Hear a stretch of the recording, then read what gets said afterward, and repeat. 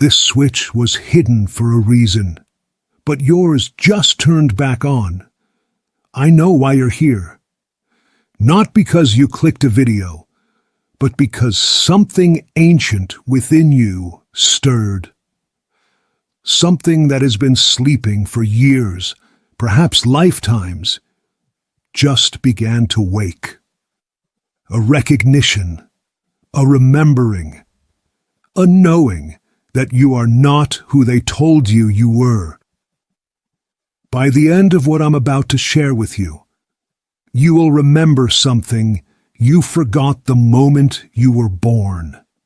Not a fact, not a memory from childhood, but a knowing so deep, so forbidden, that the world itself conspired to make you forget it. This is not for everyone.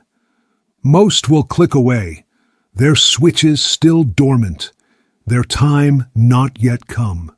But you're still here. Because somewhere in the cathedral of your bones, you feel the echo of what you once knew. Listen carefully, not with your ears, with that part of you that existed before you had a name, before you had a body, before you needed permission to be infinite. Let me tell you a story, your story, though you've forgotten it was yours. Once you were limitless, not in some distant heaven, not in some abstract spiritual realm, but in the very fabric of existence itself. You were consciousness without container, awareness without boundary, love without object. You knew yourself as the universe knowing itself, not as poetry, but as plain fact. Then came the choosing, the sacred, terrible, beautiful choosing, to compress infinity into form, to pour the ocean into a cup, to become small enough to experience growing large again. You chose this, not from confusion, not from punishment, but from the deepest love, the love of experience itself. Picture it, a being of pure light, infinite and knowing, suddenly compressed into flesh and bone. The shock alone was enough to scatter your memories, like leaves in an autumn storm. The density of matter, the weight of gravity, the strange sensation of being separate. It was like trying to remember a dream while being shaken awake. But that was only the beginning of the forgetting. The moment you arrived, before your eyes could even focus, they began the programming. They wrapped you in fabric that told you skin was something to hide. They spoke words at you in a language that replaced the universal tongue you arrived knowing. They gave you a name, a sound, a label, a limitation, before you could speak your true one. This is who you are, they said, holding up the mirror of their own forgetting. This is your name. This is your race. This is your gender. This is your nation. This is your religion. This is your place. And because you were small, and they were large, and because you needed their approval to survive in this strange, dense world, you began to believe them. Layer by layer, year by year, they dressed you in identities that were never yours. First came the mirror of your parents' expectations. Be good, they said, meaning be controllable. Be quiet, they said, meaning don't speak your truth. Be normal, they said, meaning forget your magic. They didn't know they were lying. They were simply repeating what had been done to them, passing down the virus of forgetting like a cursed heirloom. Then came school, that factory of forgetting. Sit in rows. Repeat after me. Color inside the lines. Don't question the teacher. Here they taught you that knowledge comes from outside you, that authorities hold truth, that your own knowing is suspect. They taught you to repeat rather than remember, to memorize rather than know, to perform intelligence rather than embody wisdom.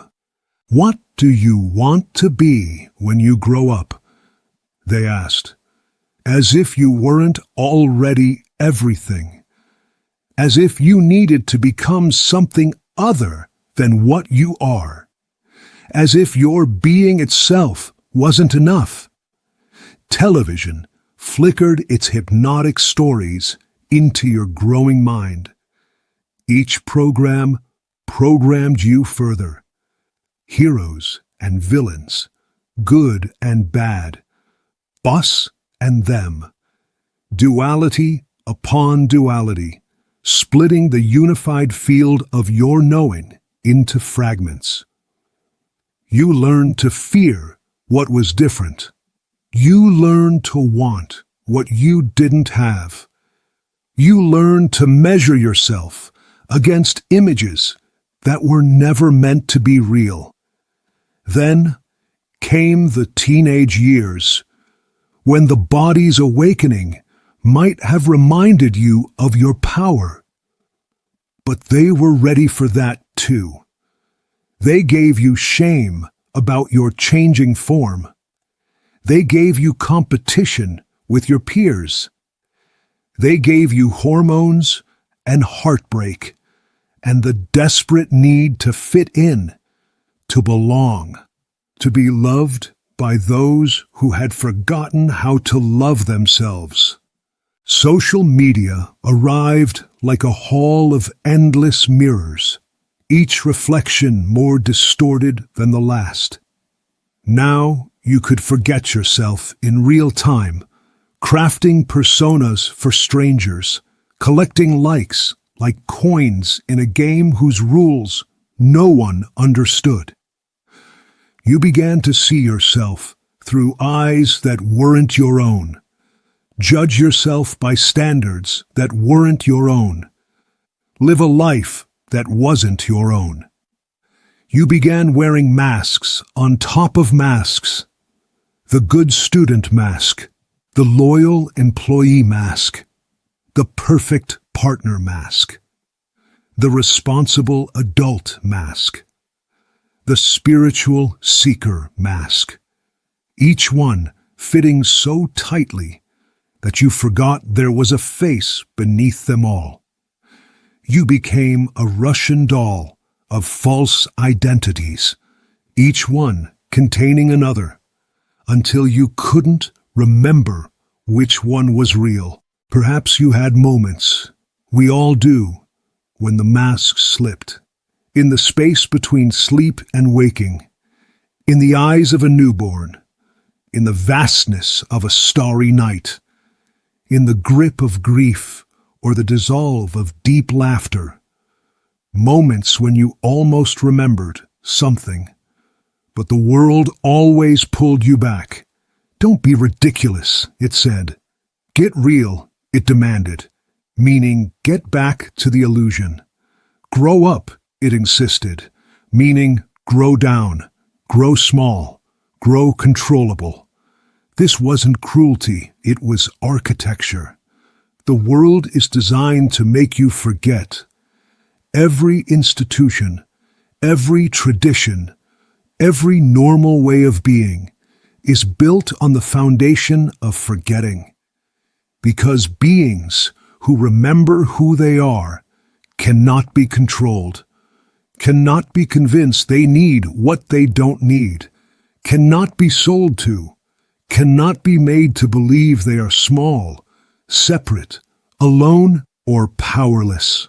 Like a dream layered inside another dream, you learn to navigate the illusion so well that you forgot it was an illusion. You got good at the game. You learned the rules. You played your part. You collected your achievements, your relationships, your experiences, your wounds, all the while feeling that strange emptiness, that background hum of this isn't it.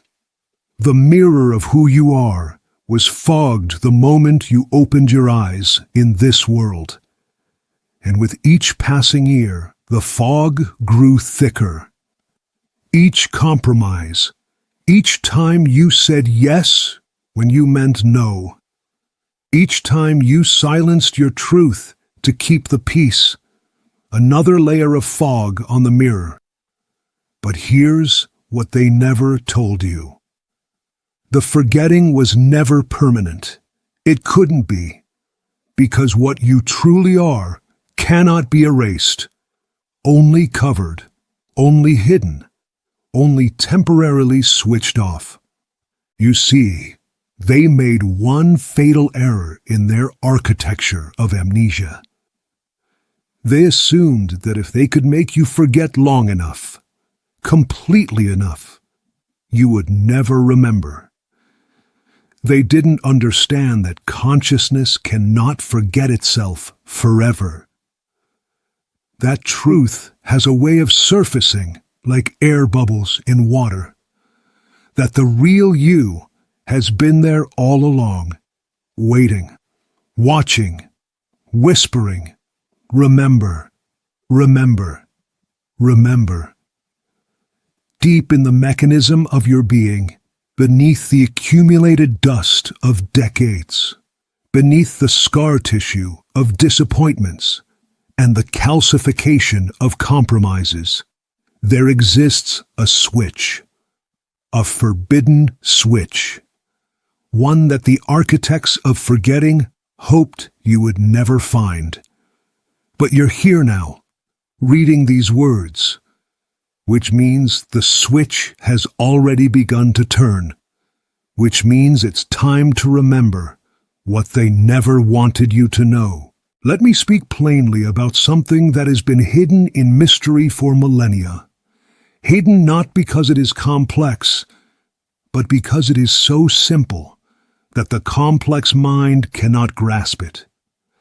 Hidden not because it is weak, but because it is so powerful that those who profit from your forgetting fear it above all else. Within you, not in your brain, not in your thoughts, but in the very architecture of your energy field, lies a dormant mechanism. The ancients knew it by many names. The Egyptians called it the awakening of the Eye of Ra within the temple of the body. The Vedic sages spoke of the 1,000-petaled lotus blooming in the crown.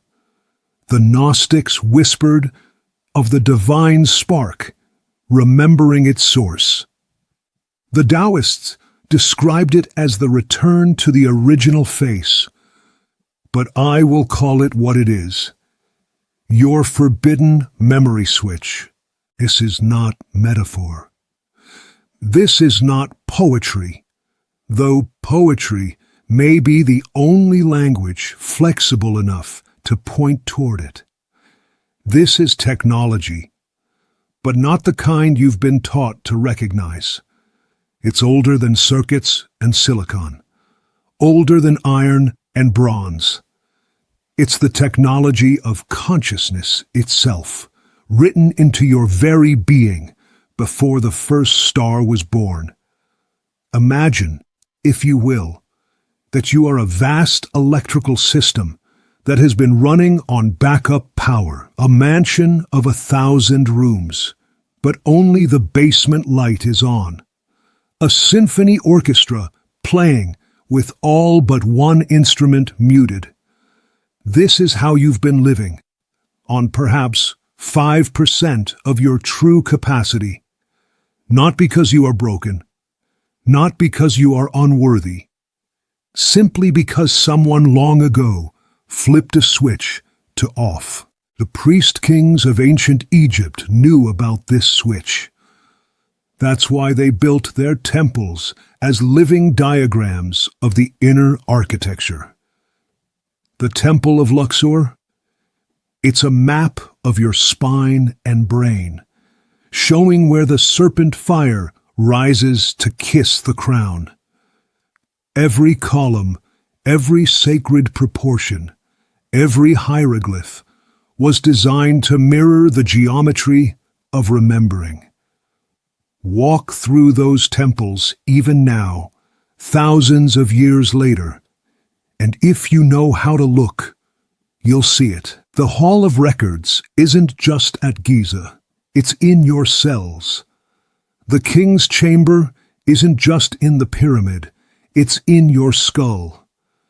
The sacred frequencies carved in stone are the same frequencies that activate your remembering. Thoth himself, that ibis-headed keeper of the celestial records, encoded the switch into everything he touched, into language itself, where certain combinations of sounds create geometries in the air that unlock inner doors, into symbols that bypass the conscious mind and speak directly to the soul, into the very movement of the eyes across sacred text, creating patterns that activate patterns within.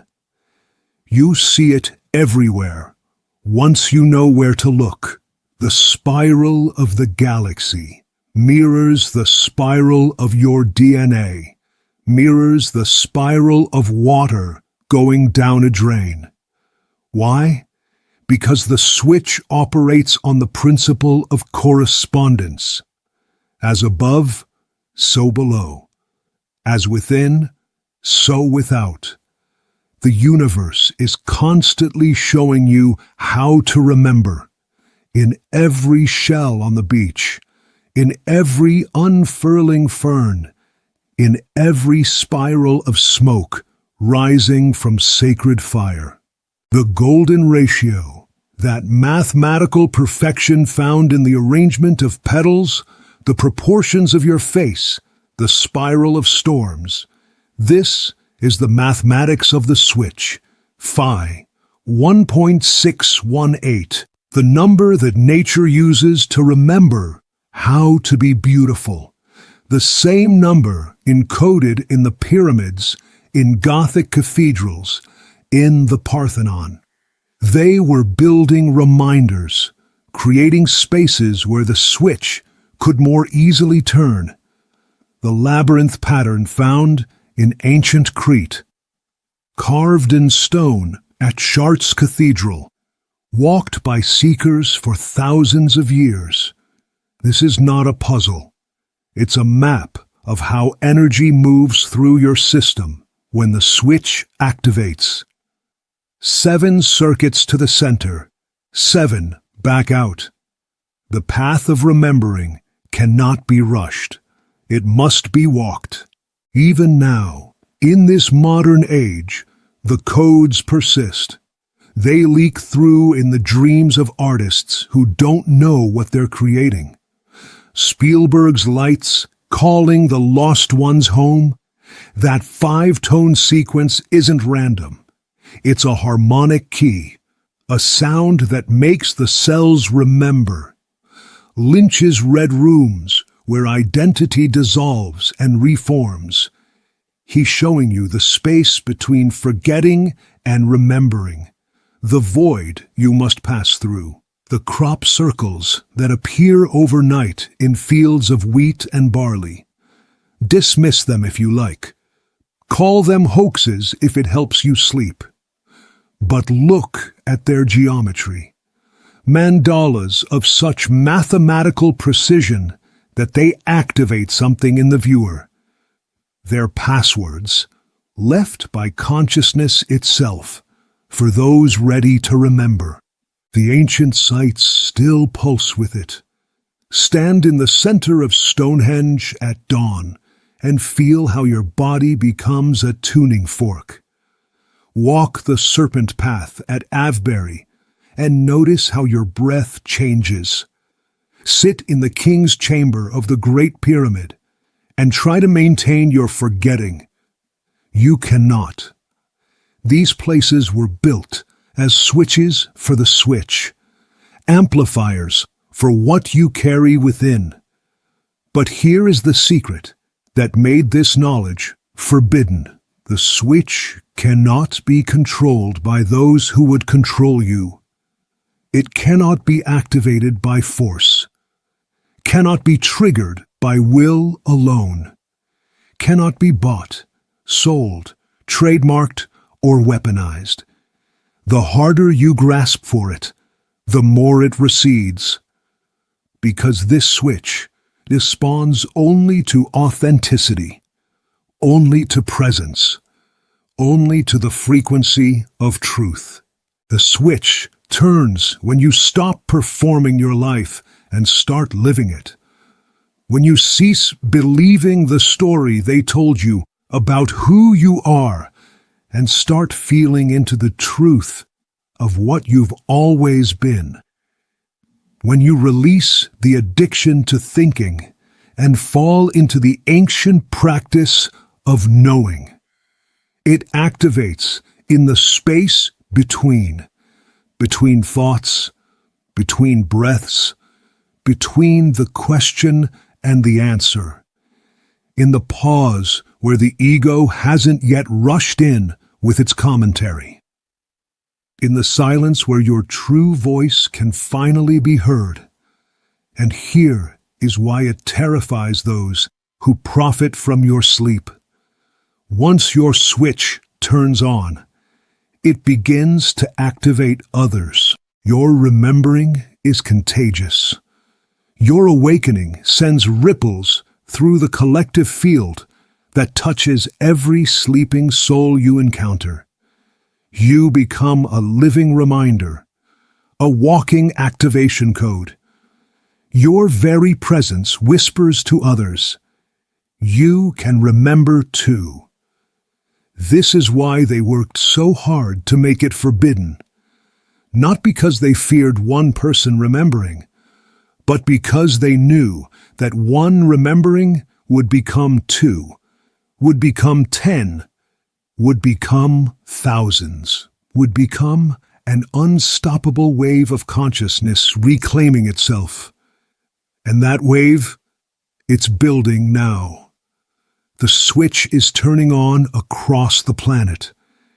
In boardrooms and living rooms, in temples and prisons, in hospitals and schools, people are stopping mid-sentence as memories surface that don't fit their current life.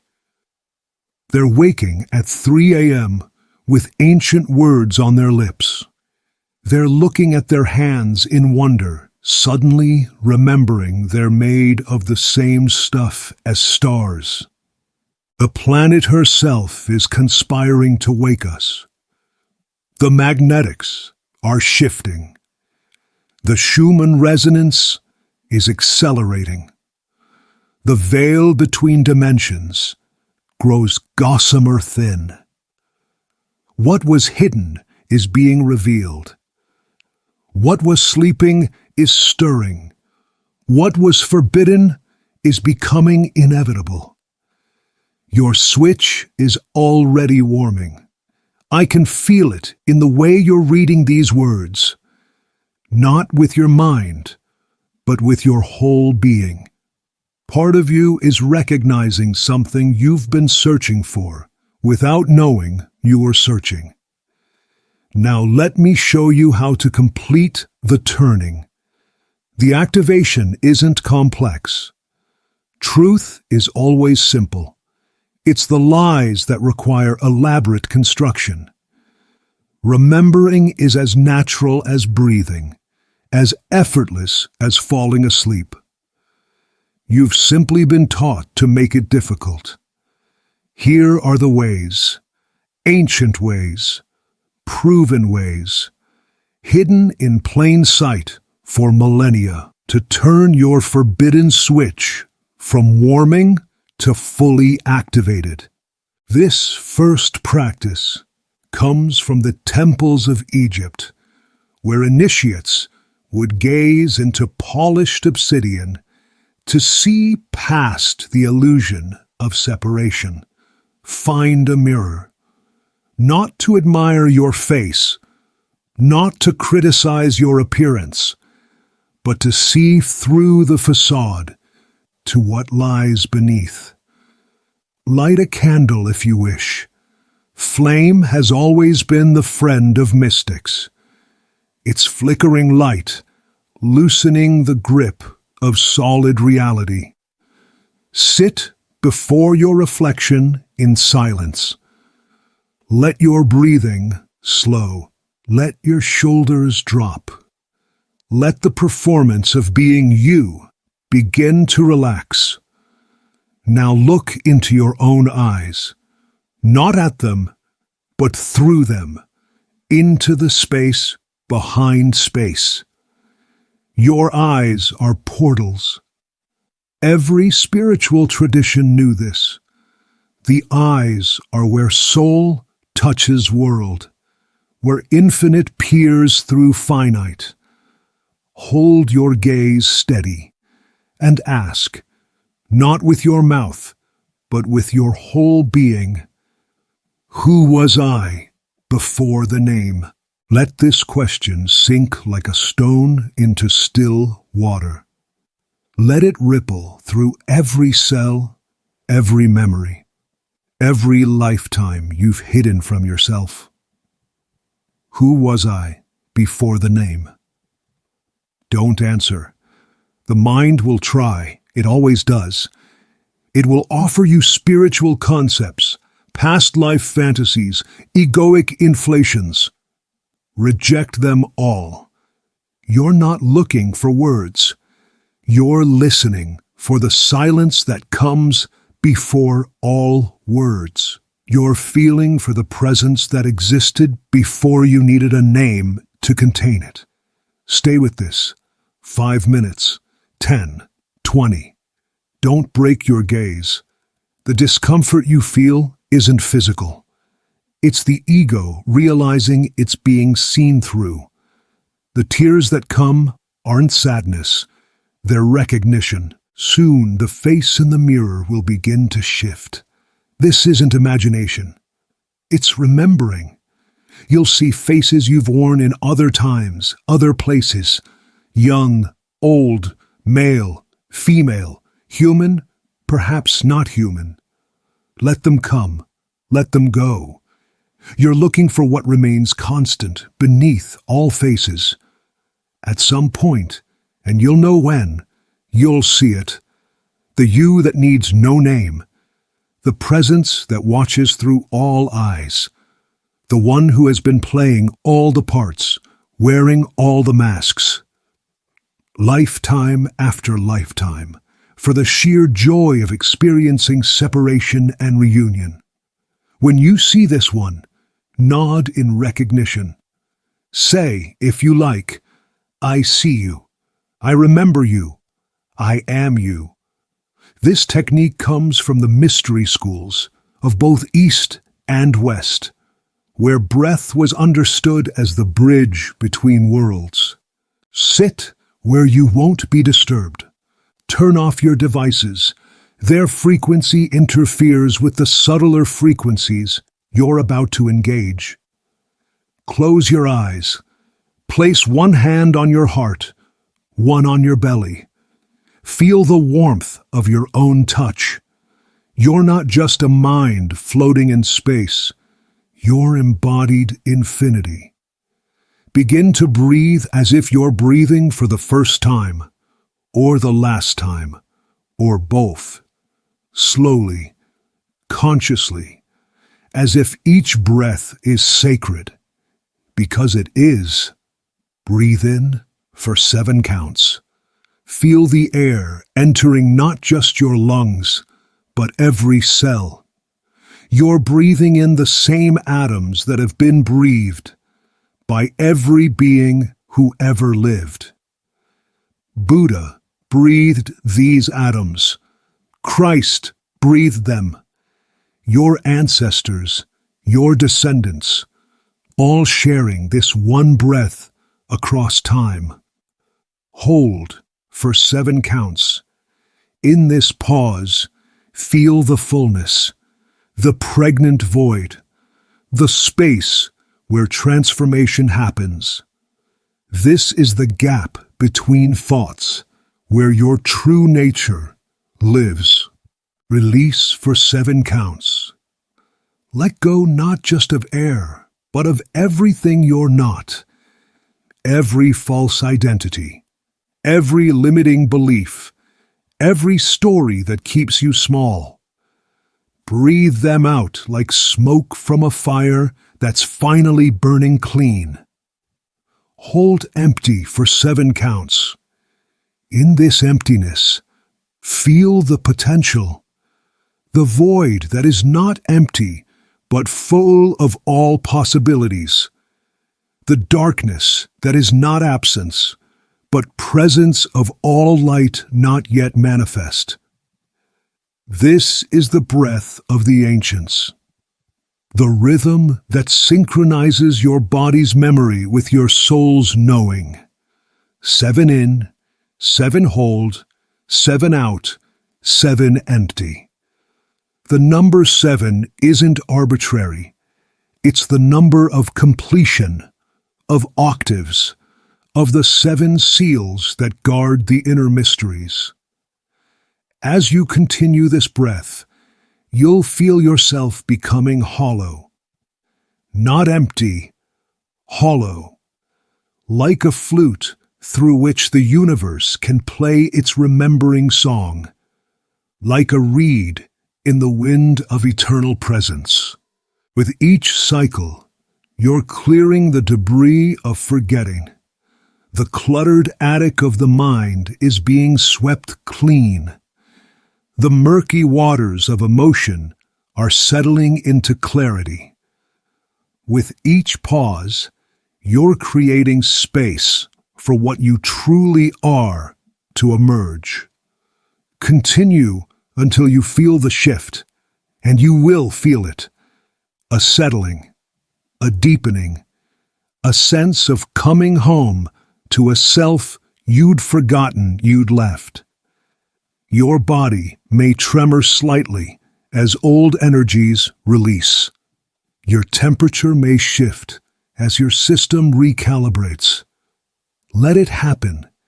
Your body knows how to remember, even if your mind has forgotten.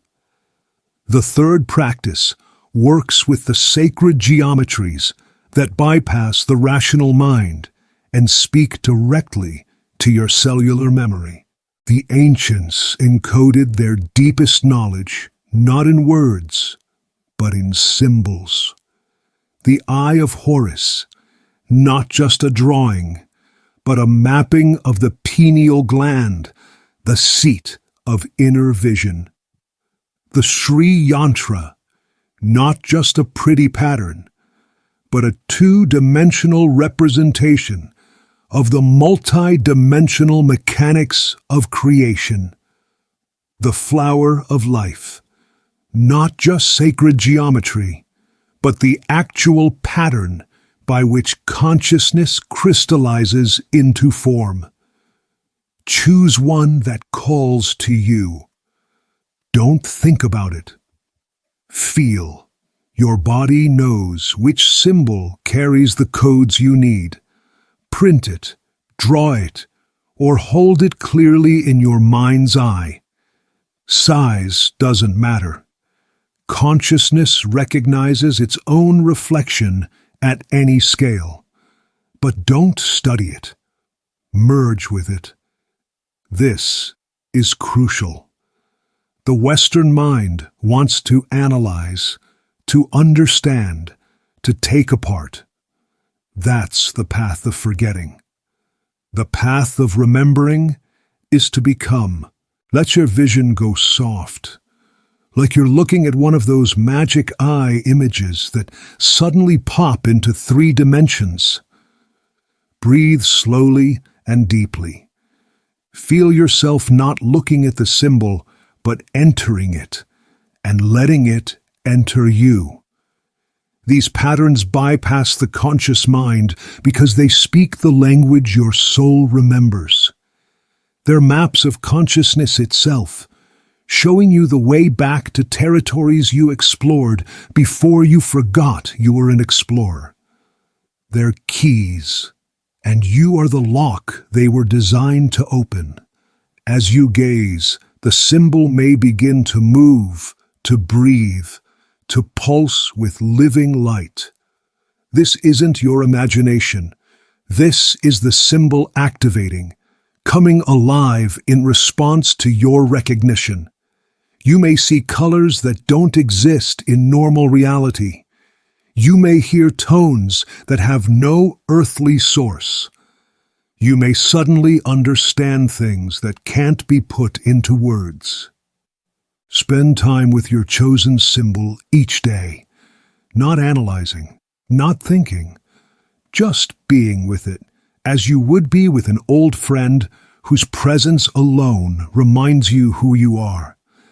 Let it work on you beneath the level of consciousness. Let it rewire what needs rewiring. Unlock what needs unlocking. Remember what needs remembering. There is a 4th way, one that uses the body itself as the instrument of activation. Stand barefoot, if possible. Feel the earth beneath you, not just as ground, but as the body of a living being who remembers you, who has been waiting for you to remember yourself. Begin to sway gently. Don't dance, not yet. Just sway, like seaweed in a gentle current, like a tree in a breeze. Feel how your body wants to move when you stop telling it how to move. Raise your arms slowly, as if you're underwater.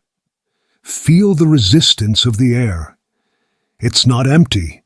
It's full of information, full of memory, full of the presence you've been swimming through your whole life without knowing it. Now begin to turn slowly, counterclockwise first, the direction of unwinding, of releasing, of letting go. 3 times, 7 times, 9 times. Let your body choose. You're unwinding the false, the forced, the forgotten. Then clockwise, the direction of gathering, of creating, of remembering. As you turn, feel yourself gathering all the scattered pieces of yourself. The parts you left in past relationships, the dreams you abandoned, the magic you were told wasn't real. Gather them all back to center. This isn't dance. It's older than dance. It's the movement that spirals in every galaxy, that turns in every atom, that dances in your very DNA. You're aligning yourself with the fundamental movement of existence itself. As you move, you may find sounds wanting to emerge. Let them. These aren't words. They're older than language. They're the sounds your soul makes when it's remembering how to sing its true song. Tones, hums, cries, whispers. Let them all come. You're not crazy. You're remembering that you're a musical being in a musical universe.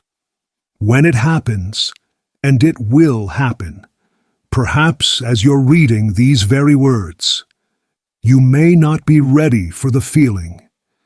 It rarely comes as fireworks, though for some it might. More often, it arrives like dawn, so gradually you don't notice until suddenly the world is light. Or like remembering a word that's been on the tip of your tongue. Sudden, complete, obvious. Your heart may suddenly ache with a longing so vast you wonder how your chest can contain it. This is not pain, this is recognition. It's the ache of the exile glimpsing home, of the amnesiac suddenly remembering their beloved's face, of the soul recognizing itself after eons of mistaken identity. You might feel it first as tears. They may come from nowhere, for no reason your mind can name. Let them fall. These aren't tears of sadness. They're tears of reunion. Every drop carries the salt of ancient oceans, the memory of when you were one with everything and knew it. They're the ice of your frozen heart, melting in the warmth of its own remembering. Or you might feel rage, pure, clean, holy rage. Rage at the years stolen, at the lies believed, at the smallness you accepted, when infinity was your birthright. This too is sacred. Let it move through you like lightning through a rod, illuminating everything false in its passage. This is the rage of the caged bird, discovering the door was never locked, of the prisoner, realizing the walls were made of paper, of the giant remembering they were convinced they were an ant. Some feel it as laughter, cosmic laughter at the magnificent joke of it all. How perfectly you fooled yourself, how completely you believed the performance, how seriously you took the game. This laughter isn't mocking.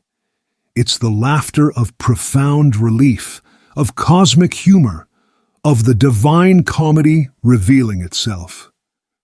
You might feel nothing at first, but a strange stillness, a pause in the constant chatter of who you're supposed to be, a gap in the program where something real can finally breathe.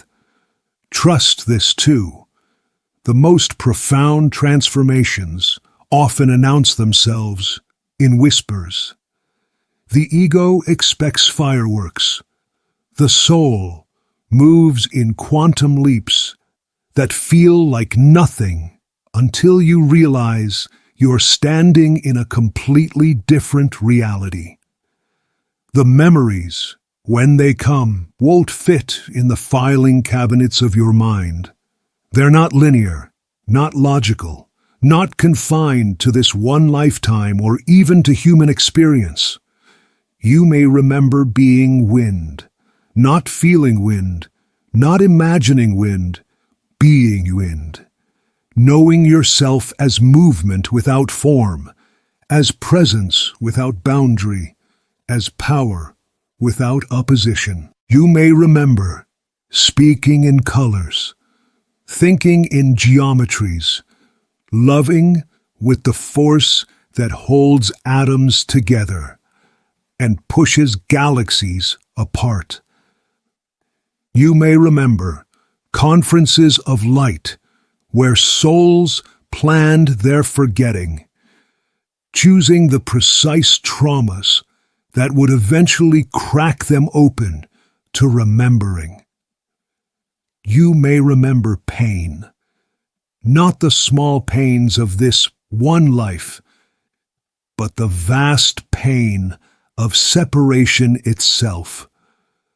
The moment you chose to forget in order to have the experience of remembering, the cosmic game of hide and seek you've been playing with yourself across countless lifetimes. And you'll understand, perhaps for the first time, that even the pain was sacred. Even the forgetting was divine. But beneath the pain, behind it, through it, you'll find the power, the immense, undeniable, volcanic power of what you truly are. Not power over others, that's the smallest, saddest form of power. Not power to control or manipulate or dominate, but power as existence itself. The power that spins galaxies and blooms roses and beats your heart without you having to remember how. You'll realize you've been looking for yourself in all the wrong places.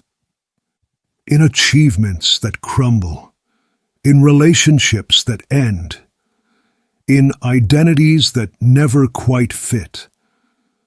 Like looking for your glasses while wearing them, you've been searching for what you've been looking through all along.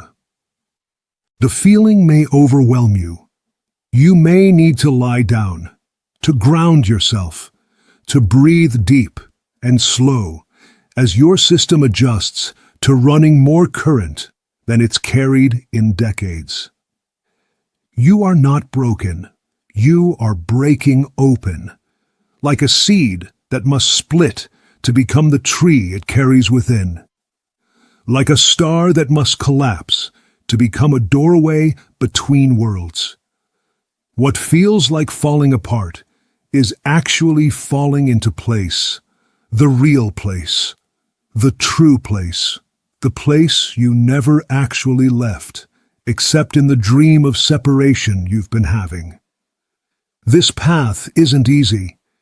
If it were, everyone would be walking it. It asks you to release every story you've told yourself about who you are, to stand naked before the mystery of your own being, to choose the terror of truth over the comfort of lies, to die to who you thought you were, so who you really are can finally live. But here's what I can promise you. Once your switch turns on, once you begin to remember, you can never fully forget again. Oh, you might try. The world might pull you back into its trance for minutes, hours, even days. But there will always be that spark, that knowing, that place within you that remembers remembering. And each time you return to it, through the mirror, through the breath, through the symbol, through the movement, it grows stronger.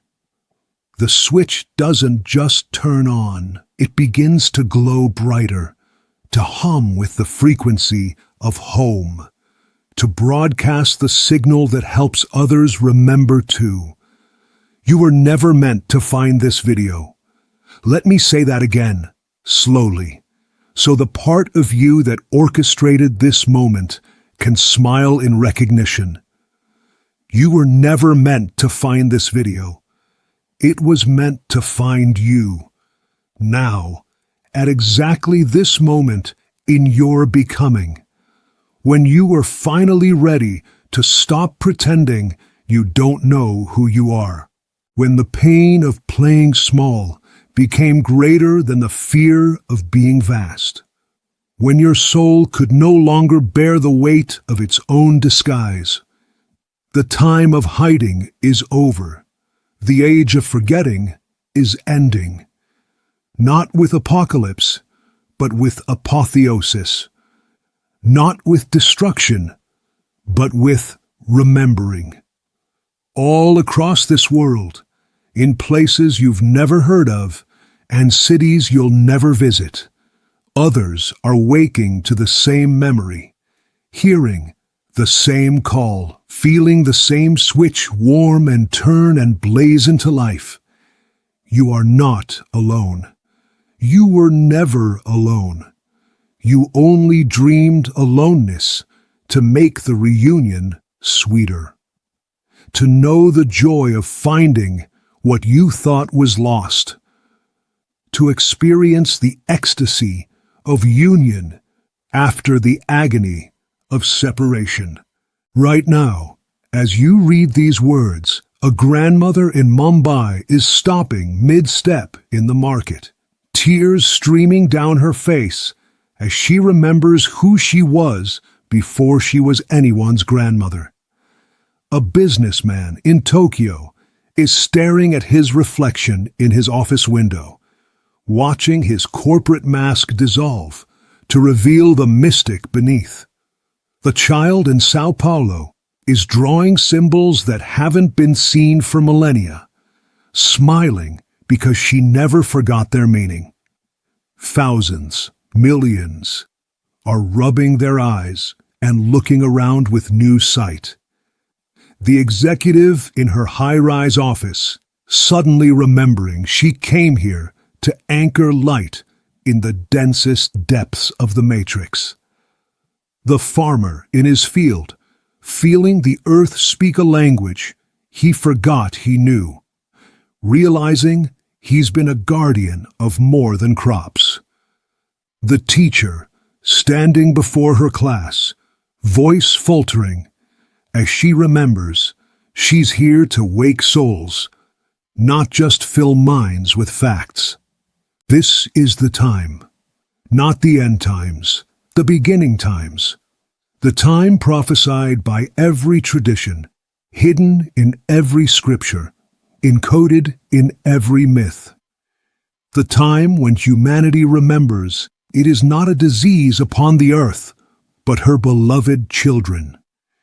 When we stop waging war on each other and remember we are each other, playing out the infinite game of separation and reunion. But it begins with you, here, now, in this precious, irreplaceable moment, with your switch turning on, your light beginning to blaze, your memory coming online. The world needs you to remember, not tomorrow, not when you feel ready, not when you've healed all your wounds or perfected your personality, or achieved some imaginary state of worthiness. Now, as you are, messy and magnificent, broken and whole, human and divine. Start living as if you remember, even before you fully do. This is the secret. Act from the knowing, not the doubting. Speak from the truth, not the performance. Move through your world as what you are, an ancient being of immeasurable power, temporarily clothed in flesh, playing at being human for the sheer cosmic joy of it. When you walk down the street, walk as the universe walking. When you speak to another, speak as infinity addressing itself. When you eat, taste with the tongue of the divine. When you love, love with the force that breathes stars into being and calls them home again. When you feel the pull to forget again, and you will, the world is designed to hypnotize you back to sleep. Return to these practices. Return to the mirror where your true face waits. Return to the breath that bridges the worlds. Return to the symbols that speak the secret language of your cells. Return to the movement that aligns you with the cosmos. But most of all, return to each other. Find the others who are remembering. You'll know them by the look in their eyes, like they're seeing through the game, but choosing to play anyway. With more compassion now, more humor, more devastating love. You'll know them by the way they laugh at what others take seriously, and take seriously what others laugh at. You'll know them by the field of permission that surrounds them, making it safer for you to be real. Share your remembering. Not as preaching. The world has had enough of preachers. Not as teaching. Everyone is their own teacher. But as presence. Your awakening is a tuning fork that sets others resonating at the frequency of their own truth. Your remembering gives others permission to remember. Your switch turning on completes circuits that have been broken for millennia. Form communities of remembrance. Not churches. We've tried that. Not cults. We've suffered that. But gatherings of souls who support each other in staying awake in a world designed for sleep. Who mirror back to each other the truth when the false tries to creep back in. Who laugh together at the cosmic joke and cry together at the cosmic beauty and dance together in the cosmic play. The old world, the world of forgetting, of separation, of power over instead of power with, is already crumbling. You can see it in the desperation of its efforts to maintain control, in the absurdity of its distractions, in the transparency of its lies. It knows its time is ending. It feels the switches turning on, the lights blazing to life, the memories returning. Don't fight the old world. That's its game. Conflict, resistance, opposition. Simply withdraw your participation from it. Stop feeding it with your fear, your anger, your belief in its reality. Let it collapse under the weight of its own irrelevance, while you're busy building the new. And what is the new? It's the world that remembers, where children are raised knowing who they are, where education means drawing out the wisdom already within, where work is play and play is prayer, and prayer is presence, where we govern ourselves because we remember we are one being with billions of faces, where we create from joy, not lack, where we live as nature, not against it. This isn't utopia. It's simply what happens when enough switches turn on, when enough beings remember, when the 100th monkey washes the sweet potato, and suddenly they all know how. We're approaching that moment, the moment of critical mass, the moment when remembering becomes easier than forgetting, when being real requires less energy than being false, when the truth becomes so obvious that the lie simply evaporates like morning mist before the rising sun. Say it aloud, now. Not for me, not for anyone listening, for the part of you that has been waiting lifetimes to hear these words from your own mouth. I am remembering who I am. Feel how the words vibrate in your chest, how they ring in your bones, how they light up circuits that have been dark for so long. Say it again, louder this time, with more of your being behind it. Let your cells hear it. Let your ancestors hear it. Let your descendants hear it. I am remembering who I am. One more time, as declaration, as invocation, as the end of one story and the beginning of the real one. I am remembering who I am. Now breathe. Feel the shift. The switch has turned. The game of forgetting is over. The play of remembering has begun. Welcome home, Ancient One. Welcome home, Starseed. Welcome home, fragment of the infinite, momentarily dreaming itself finite. Welcome home. You always were home. You just remembered. If you felt the switch turn back on, if something ancient stirred within you as these words found their mark, if tears came or chills ran through you, or you felt that deep yes in your bones, type in the comments below, I am remembering who I am. Let others feel the energy rise. Let the field of remembrance grow stronger with each declaration. Share this with those you sense are ready. Not to convince anyone, simply to offer the invitation to those whose switches are warming, whose time has come. You are not alone. We are remembering together. The greatest story ever told is the one where we forgot who we are so we could remember. And that story is ending now. The real story, the story of who we've always been, is just beginning. And so it is.